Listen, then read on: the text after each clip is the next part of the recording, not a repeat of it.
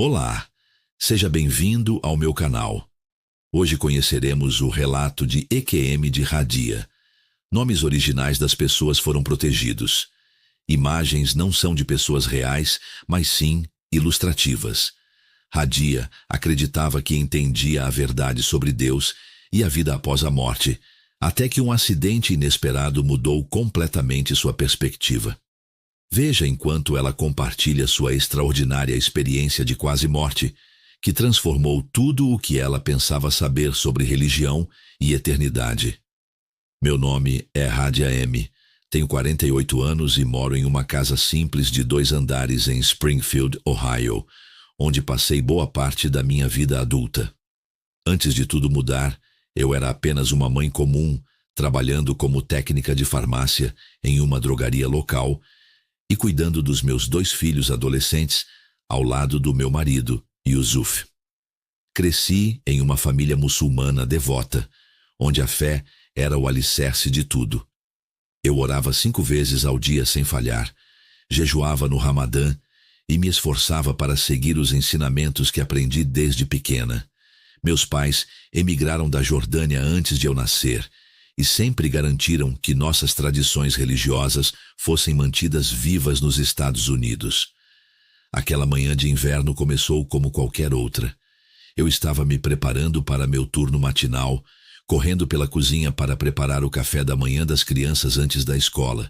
O noticiário tocava ao fundo, mencionando uma tempestade de neve prevista para o final da semana. Lembro-me de pensar que precisava comprar mantimentos depois do trabalho, pois no final de semana seria muito difícil sair de casa. O que eu não sabia era que nosso detector de monóxido de carbono na casa não está funcionando há semanas. As baterias estavam descarregadas e tanto Yusuf quanto eu esquecemos de substituí-las durante a manutenção da casa. Descobrimos depois que nossa caldeira antiga havia desenvolvido uma rachadura, liberando lentamente o gás inodoro e incolor em nossa casa. Continuei fazendo minhas tarefas do dia e comecei a me sentir tonta, mas achei que era apenas cansaço. Minha filha, Laila, reclamou de dor de cabeça e quis ficar em casa. Meu filho, Adam, já estava no chuveiro no andar de cima. Meu marido havia saído cedo para o trabalho na firma de engenharia. A tontura piorou enquanto eu enchia a máquina de lavar louça.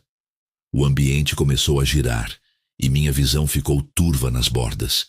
Tentei alcançar meu telefone para ligar para o 911, mas meus dedos estavam dormentes. A última coisa que vi foi o rosto assustado de Laila, enquanto eu desmaiava no chão da cozinha. Mais tarde descobri que Laila, mesmo se sentindo mal, conseguiu ligar para os serviços de emergência. Os bombeiros chegaram a tempo, encontrando níveis perigosos de monóxido de carbono na casa. Eles nos resgataram rapidamente. Eu estava inconsciente, Laila mal conseguia andar, e Adam havia desmaiado no chuveiro. Na ambulância, meu coração parou por 4 minutos e meio. Estava clinicamente morta, mas o que aconteceu durante esses minutos parecia uma eternidade e transformou completamente tudo o que eu pensava saber sobre vida, morte e o que vem depois. Olhando para o passado agora, posso ver como toda a minha vida estava me levando àquele momento. Todos aqueles anos de orações devotas, todos os ensinamentos religiosos que eu aceitava sem questionar, toda a minha certeza sobre o que acontecia após a morte, nada disso me preparou para o que eu estava prestes a experimentar. O médico disse que eu tive muita sorte. Se Laila não tivesse feito a ligação quando fez, se os socorristas tivessem chegado alguns minutos mais tarde, ou se os níveis de monóxido de carbono tivessem sido apenas um pouco mais altos, nenhum de nós teria sobrevivido. Mas agora sei que sorte não teve nada a ver com isso. O que aconteceu em seguida era para ser um encontro divino que revelaria verdades que eu nunca esperava descobrir. Sempre julguei minha vida pelo quão bem seguia as regras. Eu orava nos horários certos, Eu me vestia de forma suficientemente modesta? Era um bom exemplo para meus filhos do que uma mulher muçulmana devota deveria ser? Essas perguntas consumiam meus pensamentos diários, moldando cada decisão que eu tomava. Criamos nossos filhos com os mesmos valores, enviando-os para a escola islâmica de final de semana e garantindo que entendessem a importância de nossas crenças. Trabalhar na farmácia às vezes testava minha fé. Eu tinha que lidar com prescrições que iam contra os ensinamentos islâmicos ou atender clientes cujos estilos de vida contradiziam tudo o que eu acreditava. Mas eu sempre me lembrava de que não era meu papel julgar. Na manhã da minha experiência de quase morte, lembro-me de sentir-me particularmente abençoada. Laila havia acabado de ser aceita em uma universidade com uma bolsa integral. As notas de Adam estavam melhorando depois de um início difícil no ensino médio. Meu marido havia recebido uma promoção recentemente. Tudo parecia estar se encaixando exatamente como eu achava que deveria, para uma família que seguia todas as regras certas. Os pequenos momentos da vida cotidiana pareciam tão permanentes, tão seguros. Eu não tinha ideia de que, em poucas horas, tudo o que eu acreditava sobre o mundo, sobre a vida e a morte, sobre Deus e sobre a própria verdade, seria completamente destruído. A certeza na qual eu tinha construído minha vida estava prestes a desmoronar como um castelo de cartas em um vento forte. Dizem que experiências de quase morte mudam as pessoas, mas isso não começa a descrever o que aconteceu comigo. Isso não foi apenas uma mudança, foi como nascer de novo com novos olhos, vendo o mundo como ele realmente é pela primeira vez. A verdade que descobri durante aqueles 4 minutos e 37 segundos alteraria não apenas minha vida, mas a vida de todos ao meu redor. Enquanto seguia minha rotina matinal naquele dia, eu não tinha como saber que, ao anoitecer, teria uma mensagem tão importante, tão urgente, que passaria o resto da minha vida compartilhando com qualquer um que estivesse disposto a ouvir. Uma mensagem sobre o que realmente nos espera do outro lado, sobre a verdadeira natureza de Deus e sobre as escolhas que fazemos nesta vida, que ecoam pela eternidade. No momento em que meu coração parou de bater, tudo mudou. Não havia nenhum túnel de luz, como se ouve em outras histórias. Em vez disso, parecia que eu estava sendo mergulhada repentinamente em água gelada, um choque que percorreu cada parte do meu ser. Eu me vi flutuando acima do meu corpo na ambulância. Os paramédicos trabalhavam freneticamente, suas vozes abafadas, como se eu as ouvisse através de um vidro grosso. Um deles fazia compressões torácicas enquanto o outro preparava o desfibrilador. Eu podia me ver deitada ali, pálida e sem vida, ainda vestindo o meu uniforme azul e usando o colar de prata que meu marido me deu no nosso aniversário. Mas a coisa estranha era que eu não sentia medo. Era como assistir a um filme sobre outra pessoa. Então, tudo ficou escuro. Não a escuridão que se vê quando se fecha os olhos, mas uma escuridão pesada, opressiva, que parecia viva. De alguma forma, eu podia sentir-me movendo através dela, sendo puxada cada vez mais fundo por uma força invisível. De repente, eu não estava mais sozinha.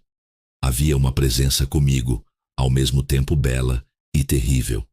Não tinha uma forma física que eu pudesse ver, mas eu sabia que era um anjo, não o tipo gentil com asas e auréola dos cartões de felicitações, mas algo tão poderoso e antigo que apenas estar perto dele fazia minha alma tremer. O anjo falou, mas não com palavras. Em vez disso, imagens e entendimentos inundaram minha mente. Eu vi minha vida inteira se desenrolar, mas não apenas as coisas que eu havia feito. Eu vi os efeitos ondulantes de cada escolha que fiz. O momento em que fui rude com uma colega de trabalho e como isso afetou todo o dia dela. O momento em que ajudei uma cliente idosa com seus medicamentos e como essa pequena gentileza lhe deu esperança quando ela mais precisava. Mas o que mais me chocou foi ver como minha dedicação ao Islã havia influenciado outras pessoas. Vi pessoas que eu encorajei a seguir práticas religiosas mais rigorosas, pensando que estava ajudando. O anjo me mostrou como isso, na verdade, as afastou ainda mais da verdade e não as aproximou dela. Quis protestar, defender minhas crenças, mas na presença daquele ser divino, todos os meus argumentos pareciam vazios. O anjo me mostrou cenas da história que eu nunca havia aprendido. Verdades que foram escondidas ou alteradas ao longo do tempo. Era como se escamas caíssem dos meus olhos.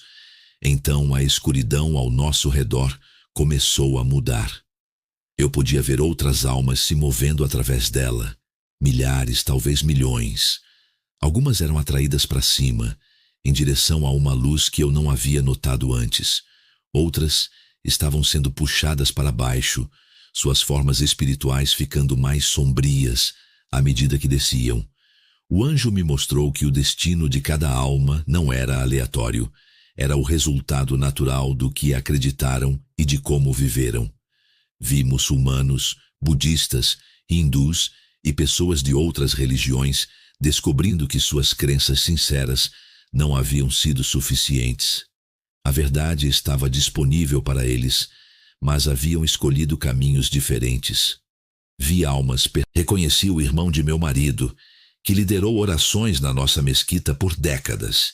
Ele estava lá, sua alma se apagando enquanto descia, ainda segurando seu tasbih, contas de oração. Ao lado dele estava a irmã Alícia, que ensinava aulas de Alcorão às nossas crianças. Os rostos deles mostravam a mesma horrível realização que eu estava experimentando, que toda a nossa devoção havia sido em vão. O anjo, então, me mostrou algo que partiu meu coração. Almas de crianças que haviam morrido, inclusive de minha própria comunidade, mas ao contrário dos adultos, elas estavam sendo atraídas para a luz. O anjo me ajudou a entender que elas eram inocentes, ainda não completamente comprometidas com crenças falsas. Essa misericórdia trouxe tanto conforto quanto uma tristeza mais profunda, sabendo que muitos pais nunca veriam seus filhos novamente. Enquanto nos movíamos por esse espaço espiritual, comecei a notar algo estranho. Algumas almas pareciam usar correntes feitas de luz, mas não eram correntes físicas. Eram feitas de crenças, tradições e práticas que as amarraram em vida. Eu podia ver minhas próprias correntes também, brilhando com caligrafia árabe e símbolos islâmicos. Eram belas, mas pesadas, me puxando para baixo. O anjo então me levou a algo que parecia um vasto tribunal, mas era feito de pura luz. As almas apareciam diante de um juiz que eu não podia ver diretamente. A presença era brilhante demais, santa demais. A vida de cada alma era examinada, não apenas por suas ações, mas pelo que escolheram acreditar quando a verdade estava disponível para elas. Vi uma mulher que reconheci da nossa mesquita e estava sendo mostradas a ela todas as vezes em que encontrou missionários cristãos. Vi-me diante de Jesus, não como juiz, mas como meu Salvador, ouvindo as palavras: "Bem feito, serva fiel." A alegria naquele momento futuro superava qualquer sofrimento temporário que eu enfrentaria. Voltar para o meu corpo parecia como se eu fosse empurrada por um tubo minúsculo. Meu peito doía por causa da RCP, e as luzes brilhantes do hospital eram chocantes após eu ter experimentado a luz pura de Deus. A primeira pessoa que vi foi meu marido, com lágrimas escorrendo pelo rosto enquanto segurava minha mão. Nossos filhos também estavam lá, com os olhos vermelhos de tanto chorar. Os médicos disseram que eu tive sorte. A maioria das vítimas de envenenamento por monóxido de carbono não sobrevive, mas eu sabia que não foi sorte. Quando os médicos saíram da sala, tentei contar à minha família o que havia visto. Meu marido achou que era apenas confusão causada pela falta de oxigênio. Laila e Adam trocaram olhares preocupados. Ninguém queria acreditar que sua esposa e mãe muçulmana devota estava dizendo aquelas coisas. As primeiras semanas após voltar para casa foram as mais difíceis. A notícia se espalhou rapidamente pela nossa comunidade muçulmana. Pessoas que haviam sido minhas amigas por décadas pararam de falar comigo. O imã veio me visitar, sugerindo que eu precisava de ajuda psiquiátrica. Meus próprios pais ligaram da Jordânia, chorando e implorando para que eu retirasse o que estava dizendo.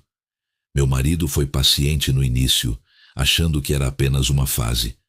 Mas quando parei de frequentar a mesquita e comecei a ir a uma igreja local, participando dos sacramentos e me envolvendo em obras de caridade inspiradas pela minha nova fé, as coisas ficaram tensas. Ele me encontrava rezando o rosário ou lendo a Bíblia, finalmente entendendo versículos que haviam sido distorcidos em minha educação islâmica. Discutíamos sobre o que dizer às crianças e se eu estava tendo um colapso mental. Mas, lentamente, algo incrível começou a acontecer. Pessoas começaram a me procurar em segredo, outros muçulmanos que tinham dúvidas, que tinham suas próprias perguntas. Uma amiga da mesquita confessou que estava frequentando cultos cristãos em segredo e estava curiosa sobre os sacramentos. Minha filha, Laila, começou a fazer perguntas sobre o que eu havia visto, ouvindo realmente as respostas. 6 meses após minha experiência, fui convidada a falar em uma pequena igreja. Eu estava aterrorizada, mas no momento em que comecei a compartilhar minha história, algo mudou. As palavras simplesmente fluíram. As pessoas estavam chorando, inclusive alguns muçulmanos que haviam ido por curiosidade. 3 pessoas aceitaram Jesus Cristo naquele dia, escolhendo expressar sua fé por meio do batismo e comprometendo-se a viver vidas de boas obras. Agora, 2 anos depois, nossa casa se tornou uma espécie de ponto de encontro não oficial. Todas as semanas, muitas pessoas vêm buscar entendimento para suas perguntas como ex-muçulmanos, céticos e pessoas que tiveram suas próprias experiências sobrenaturais. Youssef, meu marido, ainda não aceitou minha nova fé, mas está mais receptivo. Na semana passada, o peguei lendo o Evangelho de João, quando pensava que eu estava dormindo. As ameaças de morte praticamente pararam, embora eu ainda receba mensagens desagradáveis nas redes sociais. Mas isso não importa. Depois que você vê o que eu vi, depois que você conhece a verdade sobre a eternidade, nada nesta vida temporária parece tão assustador. Minha maior alegria veio há 3 meses, quando Laila me contou que estava rezando secretamente a Jesus. Ela teve seu próprio encontro com o amor de Deus, enquanto lia a Bíblia que eu dei a ela. Ela expressou o desejo de participar dos sacramentos e viver sua fé por meio de atos de caridade. Adam ainda está lutando com tudo isso, mas está fazendo boas perguntas. Todas as noites, agradeço a Deus por me dar uma segunda chance, por me permitir voltar para ajudar outros a encontrar a verdade. Sei que minha história parece loucura. 2 anos atrás, eu seria a primeira a descartá-la. Mas não posso negar o que vi, o que experimentei, e não posso ficar em silêncio. Muitas almas estão em jogo. Muitas pessoas sinceras estão no caminho errado, assim como eu estava. Se mesmo apenas uma pessoa encontrar a verdade por meio do meu testemunho, tudo o que perdi terá valido a pena. Se este vídeo tocou seu coração, por favor, curta e inscreva-se em nosso canal. Não se